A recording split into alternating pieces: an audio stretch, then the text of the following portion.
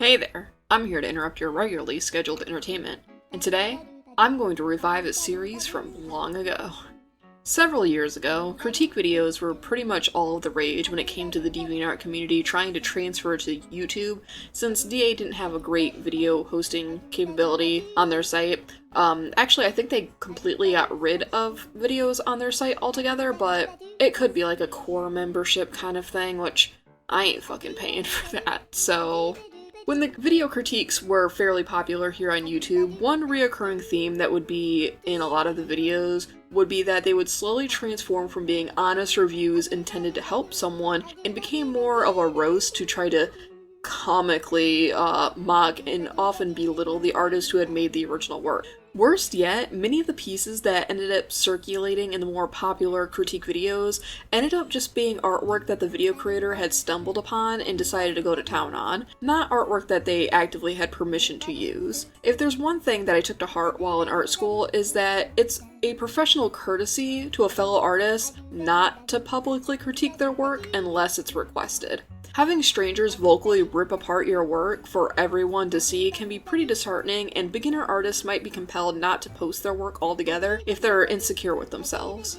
The fact that so many of these DeviantArt critique videos ended up being pretty cruel in nature is why I had started a brief critique series on my old YouTube channel. I didn't get many episodes into it due to depression, but I felt it would be kind of a fun thing to try to revive for this channel. Every piece of art used in the series is submitted by the artist. This is not a roast or anything of that nature. This is a series built on learning and improving together. Do not go and harass any of the artists or creators featured in this series.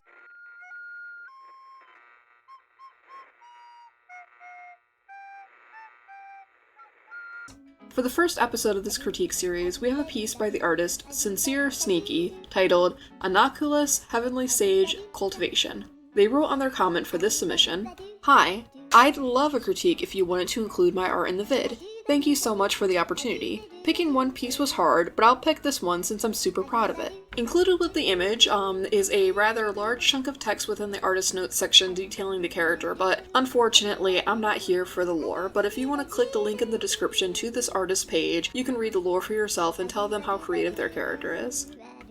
One method of supplying critiques is something my university instructors called a compliment sandwich, in which you would comment on something that you really like, something that you think needs work, followed by something you like again. This is to ease the overwhelming mental feeling someone can get that makes them feel bad about being criticized. Just because someone submits the piece of art for a critique doesn't mean that the criticism can't still hurt their feelings, and we want to try to minimize that kind of distress. Remember, we are here to learn and grow. Starting off strong, I really like the dynamic pose that you used for this character. It highlights not only a sense of stillness, but a buildup of energy that can just leap out at any moment. One thing I would recommend to build into this kind of dynamic posing is to utilize line grids in your sketch phase if you don't already. This back foot can point more in line with the shadows on the ground to help with the foreshortening. The back leg already gives off this sense of depth, but I would continue the thigh line on the bottom side of the leg past the calf in order to help the sense of the leg being behind the character. This kind of dynamic pose is something many people might avoid altogether due to the complexity of making the foreshortening more believable, so I'm really pleased to see that you have no issue pushing yourself into a more complicated character posing.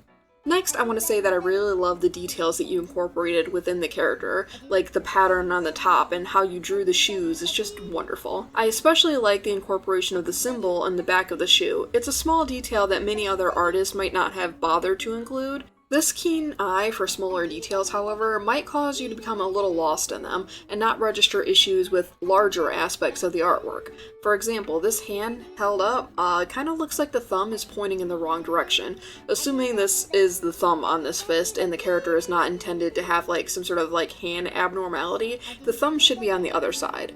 Hold up your own hands, palm facing toward you, and you'll see that your thumbs point away from you and not towards you. Back on the smaller details though, I do appreciate just how keen your eye is for those small details. I like how you utilize the shadows of your work to build into those details, like the transition of color on the character's tail and the textures within their hair. I want to try to leave these critiques on a 3-point scale, so the videos aren't like super long and the amount of criticism isn't just too overwhelming. My third point is the background. I love the shapes that you've incorporated into the background. The jagged, almost thunderbolt-like design helps move the eyes through the image before landing on that outstretched leg. This is a great tactic for compositions to help the viewer take in all of the piece, as opposed to just picking out small fragments here and there on it. That being said, I feel like the entire background being solid colors, and very saturated colors at that, kind of leads to the character feeling more like pasted onto the page as opposed to being a part of the image. The solid tones kind of distract from the shadows you incorporated into the character himself, and where that back leg rests on the yellow streak kind of breaks up the foreshortening that the dynamic pose is trying to convey. While I'm not a fan of the level of saturation on the background colors, I do enjoy that you used colors within the character's color palette for this background. I feel like keeping the colors within the same general family gives this image more of the dynamic character intro kind of feeling, kind of like in an action video game or a comic book. Art is always about improving, and sometimes we can get a little too focused on our own style and groove that we need a little help to see things from a new perspective. I want to sincerely thank you for volunteering this wonderful piece for the series, and I hope that my critique was helpful in some way. I want to remind all of the viewers to be respectful and to offer this artist all the love and support as they continue their artistic journey. If you want to submit art for this series, feel free to send it on any social media platform I have, either by tagging me or in a DM. If you like this video, feel free to give it a thumbs up and comment your thoughts. Please remember to subscribe if you want to see more content, and you can even turn on that bell for notifications since I don't really have a set upload schedule. This video, like all of my content, is brought to you by Patreon, so thank you so much to Ippo, Chrome, and Ashley for subscribing. If you want to subscribe to my Patreon, tiers start as little as $1 a month. The link to my Patreon, as well as other places to find me on the web, can be found in the description below. Thank you again. This is Minji signing off. Until next time. I can't move on till I let go. I feel so lost, never at home. Need to be strong, every breath hold. 'Cause I can't move on till I let go.